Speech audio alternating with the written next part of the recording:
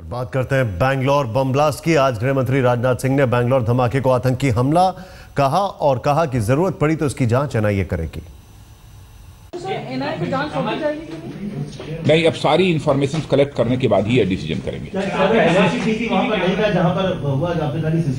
मैं अभी सारी इंफॉर्मेशन आ जाने के बाद, क्योंकि रात की यह घटना घटित हुई है और हमारी स्टेट इंटेलिजेंस एजेंसी और हमारी सेंट्रल इंटेलिजेंस एजेंसी बहुत इस समय एक्टिव रोल प्ले कर रही हैं और इंटेलिजेंस शेयरिंग के बाद एक कंप्लीट इंफॉर्मेशन देंगी। उसके बाद फाइनल डिसीजन हम लोग करेंगे।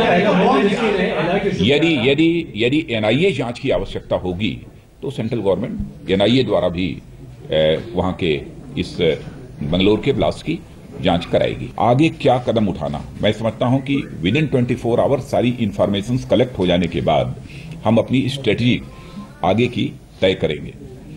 लेकिन मैं स्टेट गवर्नमेंट से भी अपील करना चाहूंगा कि बेंगलोर जैसे बड़े शहर में सीसीटीवी कैमरे जल्दी से जल्दी वो लगाए जाने चाहिए। पहले सिमी का खतरा बताया गया तो होम मिनिस्ट्री ने अलर्ट इशू किया था। मैं अन्य इंफॉर्मेशंस बहुत सारी प्राप्त हुई हैं, ऑब्जर्वेशंस भी बहुत सारे लोगों के अलग अलग हैं।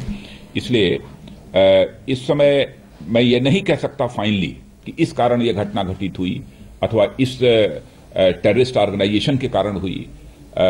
इस समय मैं फाइनली नहीं कर पाऊंगा। स्टेट को दोबारा अलर्ट कर रहे हैं, दोबारा को रिमाइंडर भेज रहे हैं कि नया साल है तो कुछ तैयारी। नहीं, अलर्ट तो किया ही गया है, अलर्ट तो पहले भी जारी किया गया था। कल बेंगलोर में एक लो इंटेंसिटी का ब्लास्ट हुआ था और इस घटना की जहां हम इसको कंडेम करते हैं, वहीं पर जो ही इसकी जानकारी प्राप्त हुई तुरंत मैंने कर्नाटक के चीफ मिनिस्टर साहब से बात की और उनको मैंने कहा कि सेंट्रल गवर्नमेंट की किसी भी प्रकार के लिए असिस्टेंस की आवश्यकता है तो वह असिस्टेंस हम प्रोवाइड करने को पूरी तरह से तैयार हैं। और इस घटना के संबंध में भी कर्नाटक के चीफ मिनिस्टर से मैंने जानकारी हासिल की है और अभी वहां पर बहुत सारी इंफॉर्मेशन को जो है इसमें हमारी जो इंटेलिजेंस एजेंसीज हैं उसको वो कलेक्ट कर रही हैं और सीधे कर्नाटक गवर्नमेंट के साथ भी हम लोगों की बातचीत हो रही है।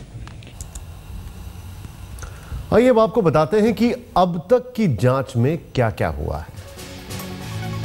सीसीटीवी फुटेज खंगाल रही पुलिस। हालांकि चुनौती यह है कि सीसीटीवी फुटेज सिर्फ होटल का है, आसपास कोई नहीं था। चर्च रोड पर लगे थे ढेरों सीसीटीवी कैमरे, सिर्फ रेस्टोरेंट के बाहर लगा कैमरा बेकार। विस्फोट में पाइप बम टाइमर का इस्तेमाल यह साफ दिखाई देता है। जांच के घेरे में सिमी अल उम्हा आईएसआई समर्थक।